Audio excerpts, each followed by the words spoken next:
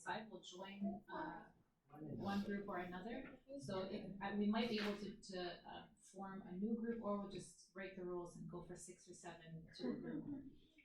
So what I'd like to do before giving you the official guidelines is, because this is a scriptural meditation session, we want to kind of just have a bit of an understanding. It's, of course, there's a lot to say, and we can't do justice in a very short time. A lot to say about how we interact with scripture, but we'll give a chance to Dr. Shomali first for just a few minutes, and then to someone from the Focolare. We'll start with Mark, and then he will hopefully pass on the mic to others who would like to talk about their understanding of how do we understand and interact with and interpret scripture.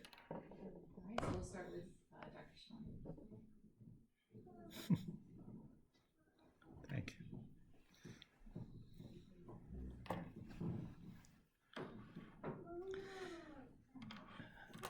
In the name of God, the compassionate, the merciful.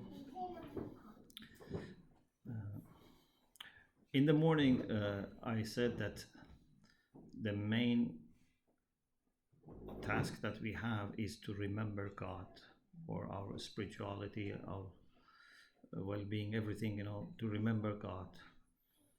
And the scripture is meant to be a reminder of God.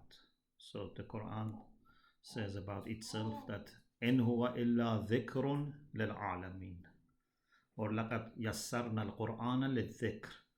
So God says that He made the Quran a reminder, and also says God made it easy to use the Quran as a way of remembrance. And also God says that the Prophet is مذكر. إنما أنت مذكر. You are just reminding people. You have no control, لست عليهم مسيطر. So you don't have control to decide on behalf of people, but you can just remind them. Even about Pharaoh, God asked Moses and Aaron to go and speak to Pharaoh. It's interesting that God says, speak with Pharaoh in a soft manner. قولا له قولا لينا لعله يتذكر أو يخشى. Maybe Pharaoh remembers. So everything is a matter of remembrance, and everything is a matter of reminding ourselves, reminding each other. So the best approach to the scripture is to be open for remembrance, to let the scripture remind you. And I think at this level you don't need any special expertise or training to use the scripture as a reminder, because a reminder means something you already know and you maybe have forgotten, or maybe you have become heedless about it, or maybe you need emphasis. So for reminder, you don't need training. We have people who don't know Arabic, don't have any Islamic knowledge. They pick up a copy of translation of the Quran and they benefit a lot. And maybe a scholar with all the knowledge is not benefiting that much. This is one level. But there is another level of encounter with the scripture, which is in addition to remembrance, use the scripture as a way of inspiration for understanding new things. This needs a scholarship. If I want to understand something more than remembrance of things which are forgotten, then this needs a scholarship. This needs training, and also especially you need to understand all teachings of the Quran which relate to that topic. You cannot just open the book and choose one chapter and say this is what the Quran says about. The same is with the Bible.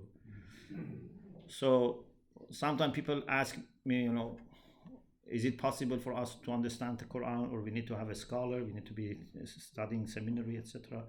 So I say, as a reminder, everyone can benefit, But if you want to understand more, appreciate more, go deeper into the layers of the meaning, then you need a scholarship, plus you need openness of the heart. Because the Quran itself says, إنه لقرآن كريم في كتاب مكنون لا يمسه إلا المطهرون. If you want to go a little, deeper, then to be a great scholar is not enough. It's a matter of being purified. No one other than those who are purified can touch the Quran or the book in which there is a Quran, because the Quran itself is in another book.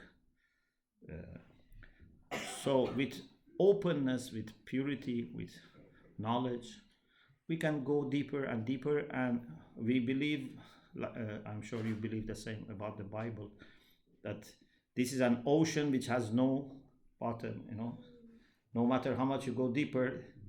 Bahrun Amiq, it's very deep ocean and you would never reach end of it.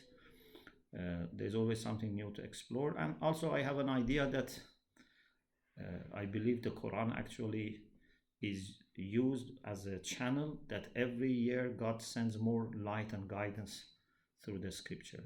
So it's not that God has finished the job with the Quran and just we need now to understand. I believe there is a dynamic connection between God and the Quran, and every year God sends more light, more mercy, more healing.